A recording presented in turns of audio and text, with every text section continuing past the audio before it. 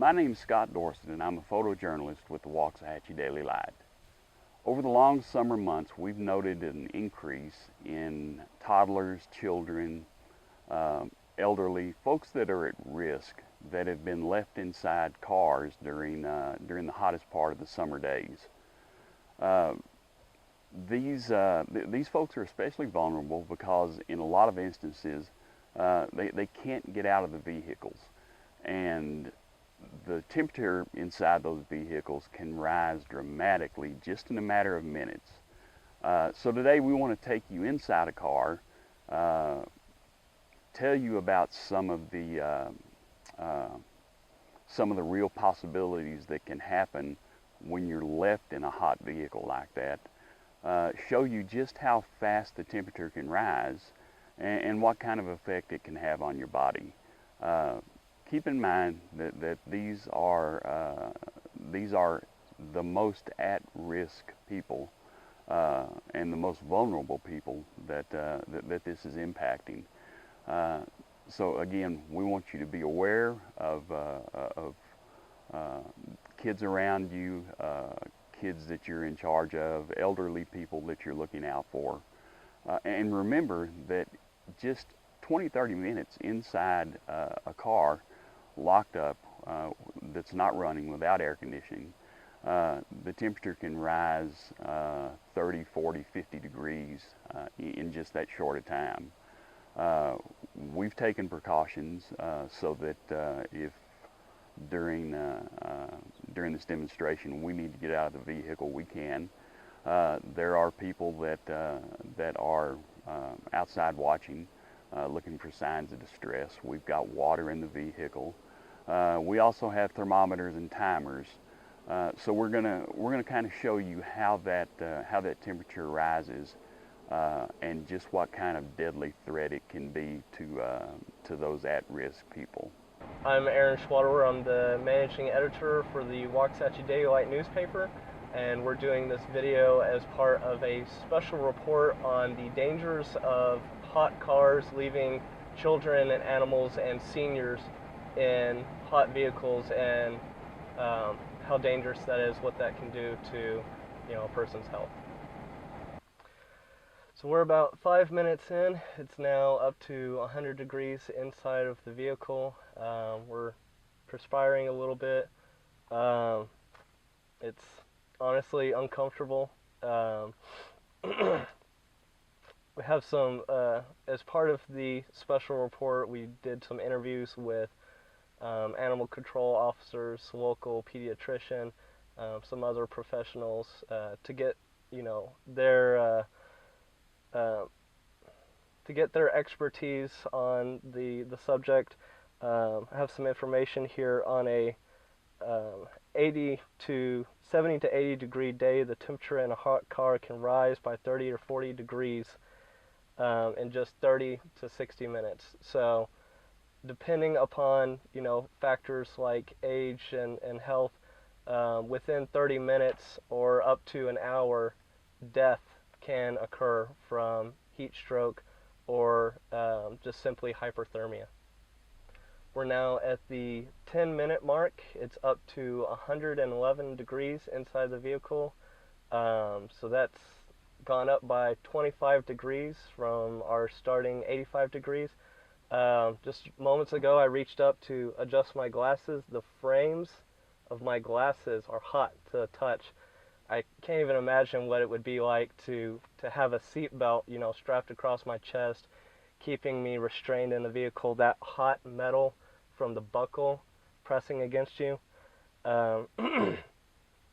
Some of the symptoms of heat stroke when you're under these kinds of conditions can be headaches, dizziness, confusion, disorientation, especially this is a very real threat to seniors that are locked in a car that may be on some kind of prescription that causes them to not sweat normally. That can be a very real added threat to their health. There's also seizures, muscle cramps, nausea, even slipping into a coma, and then of course death. Okay, we're now at the 15-minute point. We've lost the iPhone that was uh, timing us, recording our time. We've now switched to a wristwatch stopwatch. We're at 123 degrees inside the vehicle. So that's well over the 105 mark, where heat stroke becomes a possibility. And just to explain a little bit of the science behind, how heat stroke or hyperthermia actually, shuts down the body and, kills you. Um, your circulatory system, your blood, um, moves away from your organs to your skin so that you will sweat to cool down the body. Now, this information we got from a local physician. She explained that when the blood moves away from your internal organs to go to your skin, the oxygen and nutrients that normally go to those organs is no longer reaching them. They come under stress and can actually start releasing toxins that poisons your body. We're now at the 20-minute mark. We're at 129, just shy of 130 degrees inside the vehicle. Little out of breath, dripping sweat. I can feel it just constantly running down. One of the first signs of dehydration is a headache. Got just very early onset, just a little discomfort, that I can feel a headache coming on, just from the heat. So we're now at the 25-minute mark. It is 135 degrees inside of the vehicle. That's up 50 degrees from where we started at 85 degrees.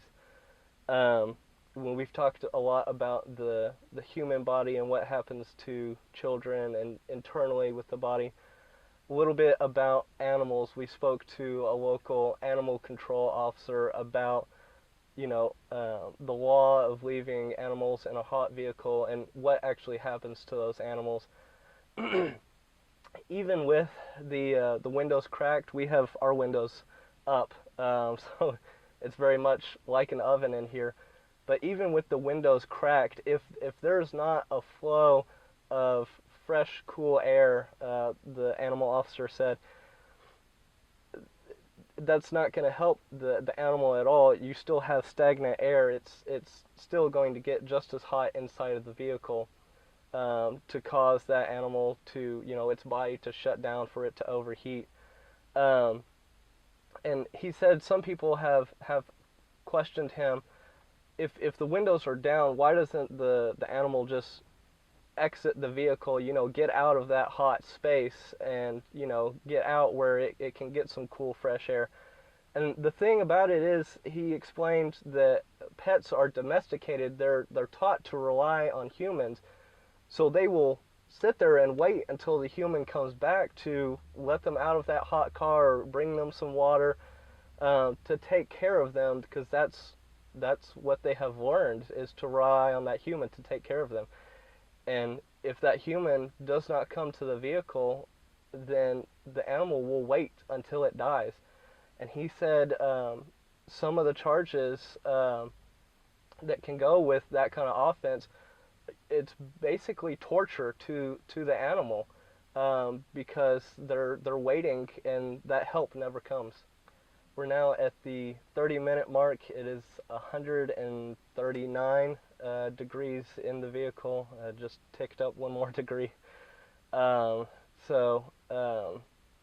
just pouring sweat now. The headache has set in. My mouth is completely dry. There's hardly any saliva. I'm a little out of breath. It's hard to breathe the hot air inside the vehicle.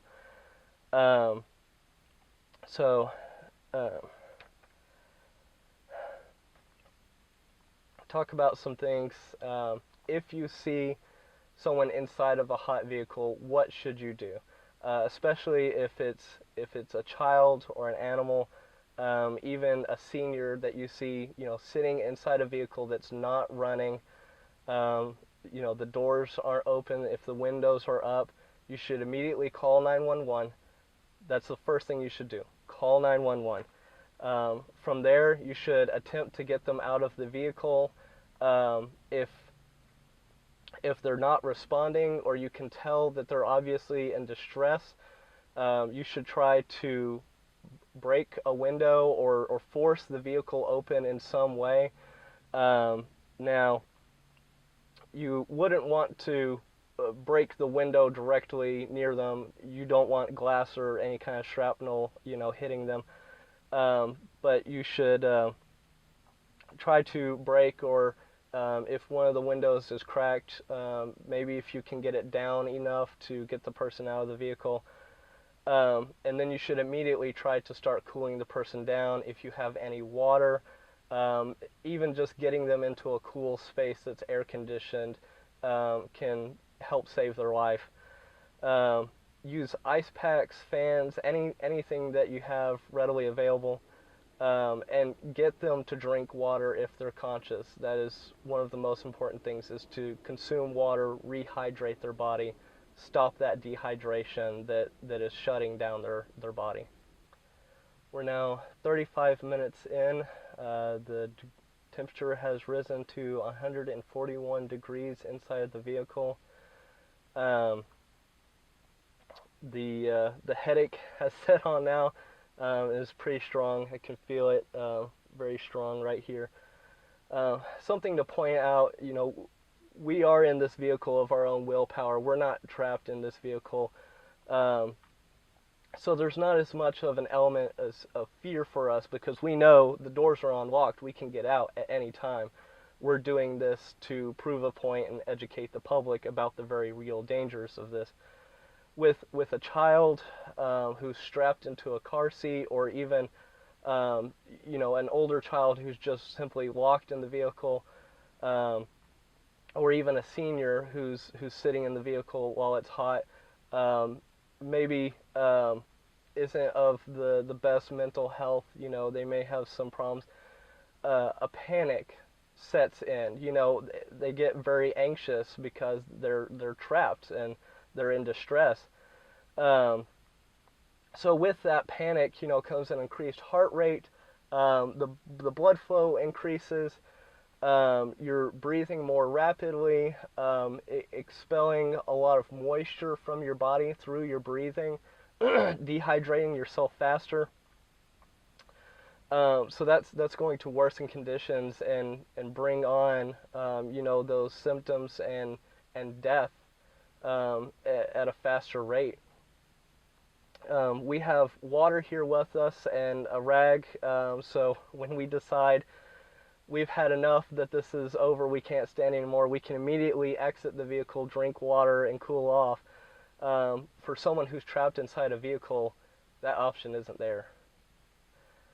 It's been 38 minutes inside the vehicle. We're now at a temperature of 142.7, just now 143 degrees inside the vehicle.